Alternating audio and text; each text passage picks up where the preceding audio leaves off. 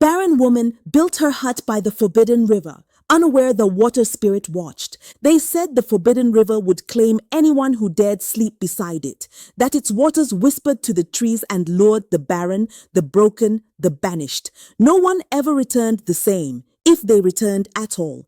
But Ashara didn't care, not anymore. She had no children, no clan, no name that was spoken without shame. She had once worn the ceremonial beads of a wife, dreamed of lullabies sung over cradles of woven reed. But seasons passed. The cradle stayed empty. Her husband took another. The clan offered silence. Her name was carved out of stories, out of feasts, out of the circle. So she walked, beyond the mangroves, past the chants of warning, into the mouth of exile, alone. Ashara found a clearing where the reeds grew thick and the fireflies hummed like spirits in waiting. She gathered clay and palm, built a hut with her own hands. No priest's blessing, no tribal drums, just the rustling of dusk and the breath of river mist. That first night, she caught a fish, built a fire, and sat down to eat. But as the flames crackled, the river rippled, once, then twice. Then the water opened, and something with eyes like green stars rose from the deep, watching. The wind tasted of ash and forgotten things. Ashara wiped sweat from her brow and tied the final reed to the roof beam. Her hands were blistered, the skin raw from days of cutting palm fronds and weaving them into shelter. The hut stood crooked but sturdy, its clay walls etched with the marks of her struggle, deep clawings of someone determined to live. Not survive, live. She stepped back, breath ragged, and looked out at the river. It stretched wide and silent, a silver vein under the bruised sky. The forbidden river. Its surface was unnaturally still, as though it listened. The elders used to say it had a soul. They said spirits walked its banks when the moon rose, that the river had memory and will, that it knew grief and answered it. They said women like her, barren women, should never step near it, should never even speak its name aloud. It hears, it judges. But Ashara no longer feared being judged. She had already been found guilty, by womb, by clan, by gods that never answered. Her fingers trembled as she lit a small flame in the cooking pit. A single fish rested on a cracked clay dish, her first meal at the river's edge. She salted it with herbs she remembered from her mother's garden, though the taste had long since dulled in memory. Smoke curled skyward. Behind her, fireflies blinked into being, small pulsing lights like stars fallen into the marsh. They floated near her skin, unbothered by flame or breath. One landed on her collarbone and rested there, glowing.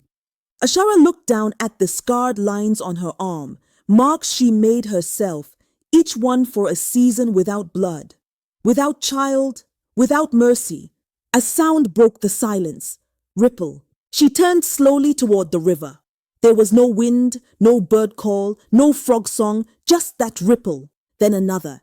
Her breath caught. A glow bloomed beneath the water, soft at first, like moonlight trapped beneath glass. It moved. No, it rose. The fireflies flickered in panic, spiraling away as something breached the surface. Ashara took one step back. Her heel sank into wet earth. Then it emerged.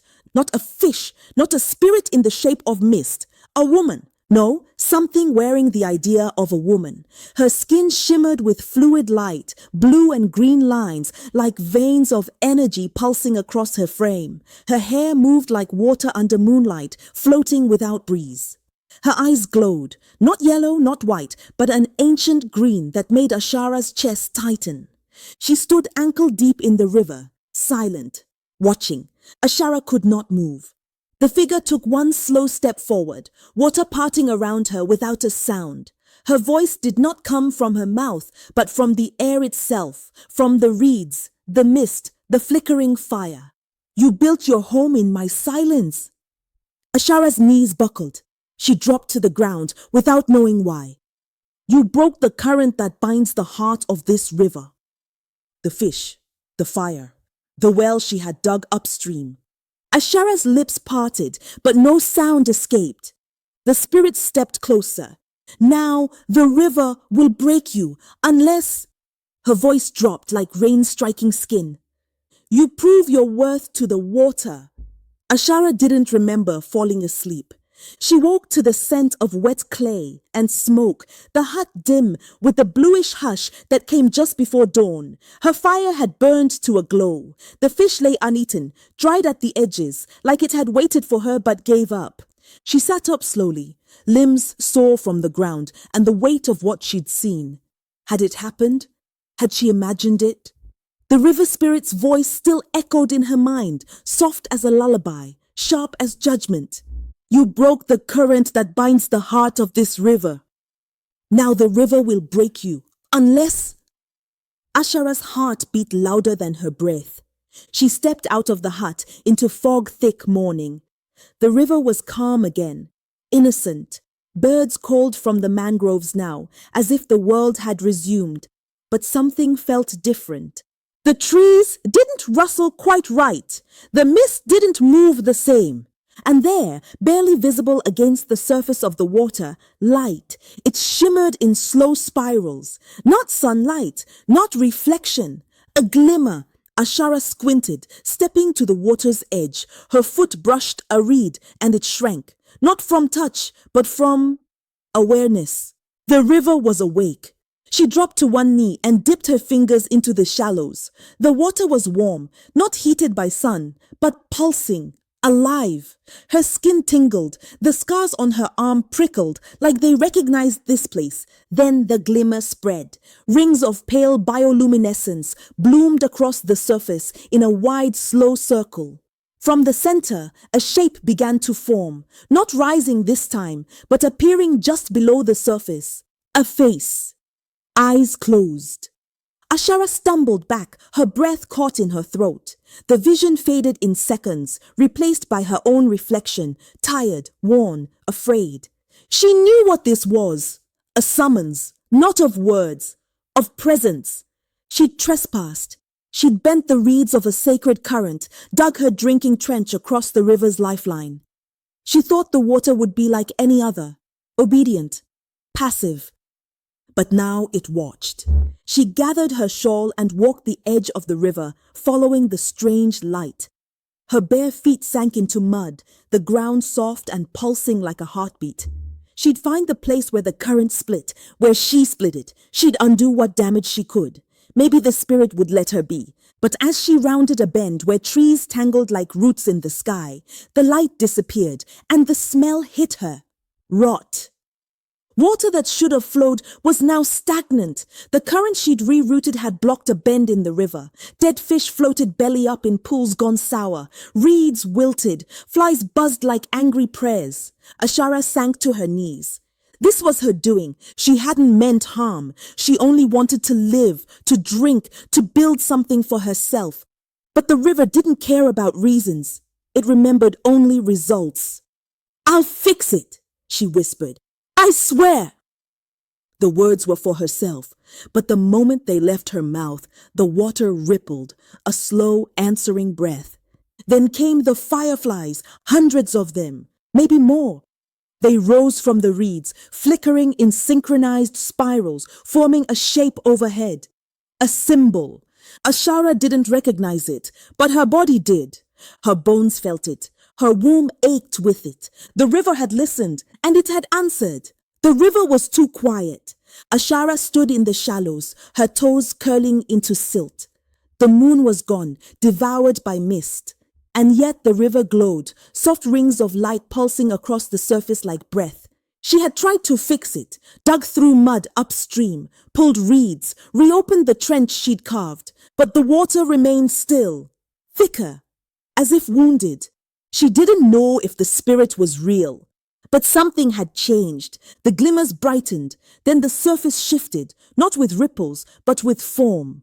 Water rose, coiling upward in impossible shapes, lit from within by blue and green light, and from that spiral she emerged. The spirit took shape slowly. First shoulders, translucent and smooth, then arms, long and flowing, like liquid silk. Finally, a face, unearthly, shifting slightly with every breath, neither fully woman nor anything Ashara had seen, Nixalis. Her eyes opened, glowing green, ancient, watching. Ashara dropped to her knees.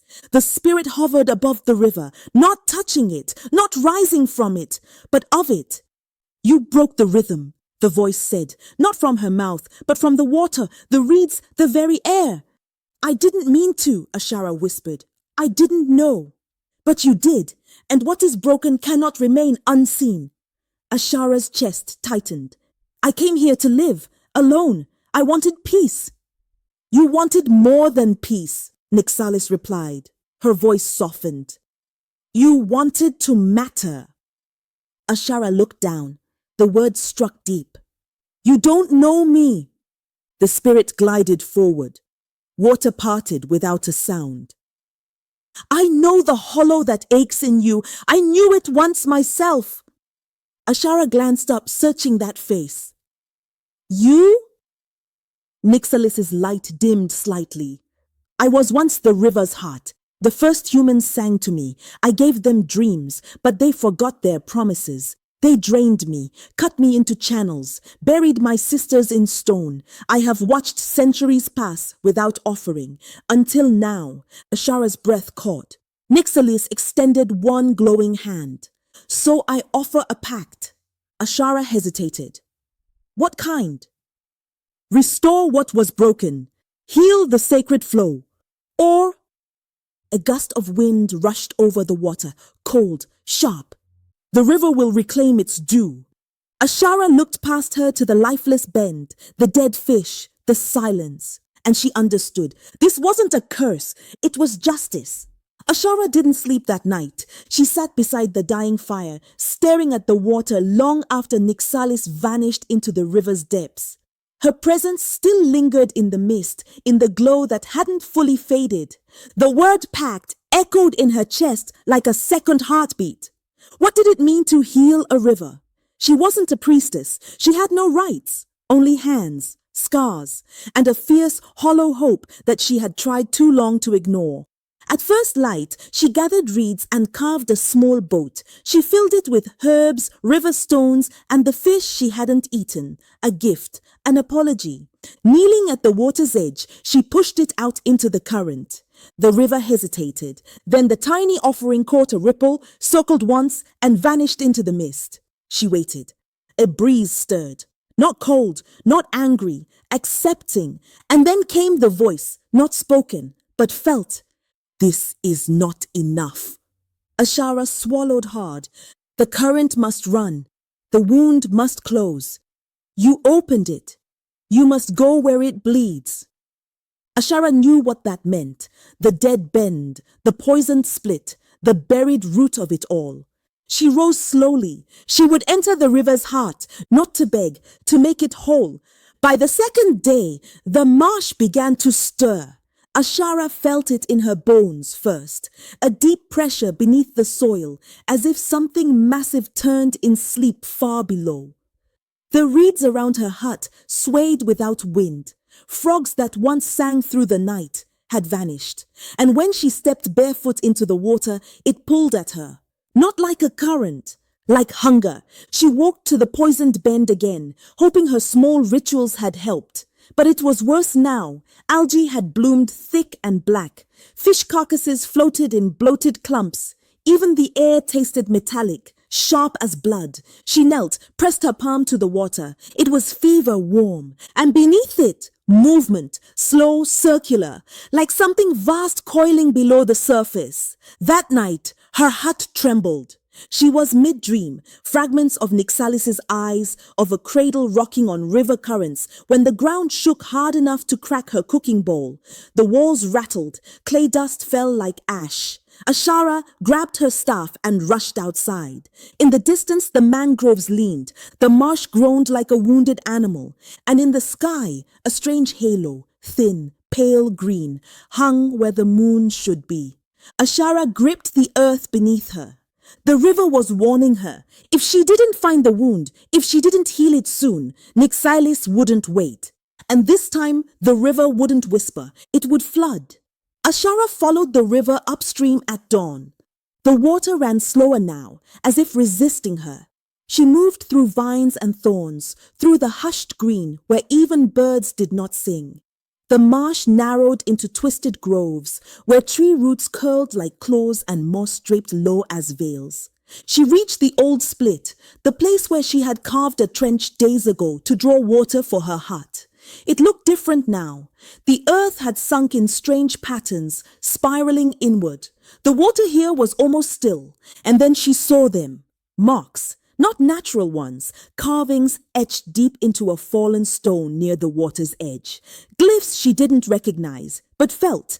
Lines curved like river channels, circles within circles, symbols that stirred something ancient in her. She touched one. A whisper bloomed behind her eyes. They once came with offerings, with dances and smoke, with drums and blood, until they wanted more. Ashara stumbled back. The vision was brief, like a flicker behind lightning, but it was memory, not hers. Nixalisis. The spirit had given too much. The humans had taken. The river had been reshaped, and something had been broken that day. Something not just in water, but in will. Ashara pressed her palm to the muddy stone. "I'm sorry," she said. A wind stirred. Not harsh, just enough to answer. She looked down at her feet and saw that the roots around the riverbed had begun to move, slowly, as if showing her a path. They coiled deeper into the grove, toward a place she hadn't dared to look before. The river's heart was buried in its oldest wound, and if Ashara was to heal it, she would have to follow those roots into the darkness. The path of roots led her into a hollowed chamber beneath the marsh. Ashara crouched low, moving through damp tunnels choked with moss and ancient bones. The light dimmed with every step until only the pulse of river glow guided her. Those flickering green traces that reminded her of Nixalis's eyes. At the tunnel's end, she entered a buried grotto. The ceiling arched like a cathedral of roots. At the center lay a stone basin, cracked down the middle. From it, water bled in slow drips, black as night, streaked with threads of green fire. She knew this was the wound. Here, the river's lifeblood had once been offered. Rituals, songs, the pact, but it had been abandoned, carved open by greed, left to rot. Ashara stepped to the basin and laid both hands on the stone. "I see you now," she whispered. A sudden voice rose, not outside, but from within. "You are not born to heal. You are not whole. You are not enough." She winced. The voice sounded like her own, but sharper, cruel, like the voices of the clan. Her husband, her shame. She nearly pulled away. But then she thought of the fish returning, of the fireflies, of the spirit watching her with eyes full of old sorrow. "No," Ashara said louder now. "I am not whole, but I am willing." She pressed her palms harder into the stone. The basin cracked open. Light burst upward, not warm, cleansing. A rushing torrent filled the air, spiraling upward like a cyclone of memory. Images flashed around her. Old dances, priests anointing waters, mothers teaching daughters the rites, and Nixalis, alone at the riverbank, forgotten. Ashara wept. Then she did the only thing she could. She placed her forehead to the stone. "I'll carry the wound with you." The grotto pulsed once, the water surged, and for the first time the current flowed clear. Ashara emerged from the grotto at twilight. The marsh felt changed. No, not changed, awake. The air shimmered faintly. The reeds no longer drooped but stood tall, swaying in rhythm with a breeze that had returned. Frogs sang again in distant pulses. The river's surface, once dull and bruised, now rippled with a pale gold sheen, as if the water itself remembered how to shine. She walked back toward the poisoned bend, half fearing the rot would remain. But when she reached it, her breath caught. Gone. The black algae had vanished. The fish swam freely. The water ran fast, eager, as if a hand had lifted something old and heavy from its chest. And then, on the far bank, stood Nixalis. No longer glowing with pain, she shimmered with light like sunlight through water. Her form was clearer, more whole, still ethereal, but grounded now. Her eyes met Ashara's not with judgment, but with something quieter. Peace. Ashara stepped closer to the water. I did what I could, she said, but I can't restore what was taken.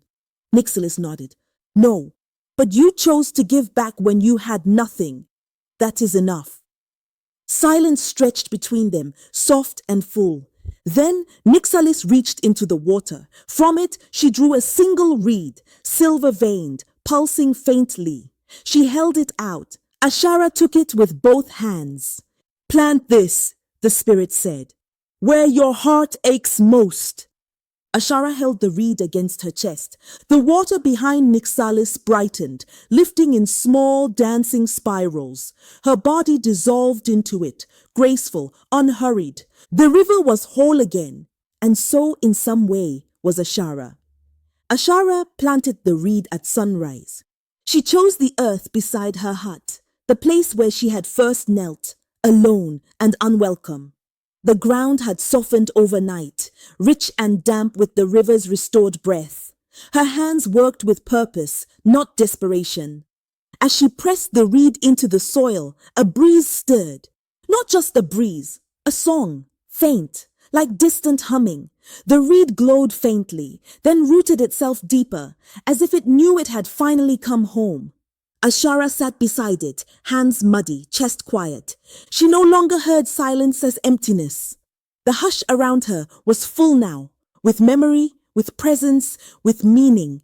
The fireflies returned as dusk fell. They danced above her hut, not in warning, but in rhythm. The river flowed nearby, steady and sure. Fish jumped, frogs called, and from time to time the current rippled, not unnaturally, but like laughter in a voice she couldn't forget. Nixilis was still there.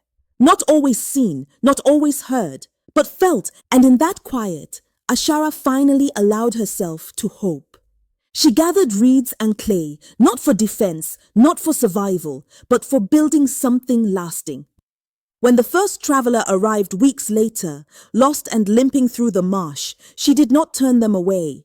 She gave them shelter, clean water, a warm fire.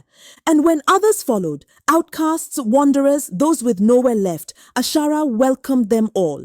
She told them no stories of curses, only of healing. The hut grew into a circle of homes. The reed she planted bloomed tall, its silver threads humming softly whenever the river rose. Some say the water spirit still watches from beneath the surface, but those who lived there don't fear her. They call the village Ashavin, where the broken come not to hide, but to begin again. The river remembers who listens and who turns away. If Ashara's journey stirred something in you, don't keep it to yourself. Like the story, share it with someone lost and subscribe to stay close to the current, because the next tale is already rippling beneath the surface and you won't want to miss it.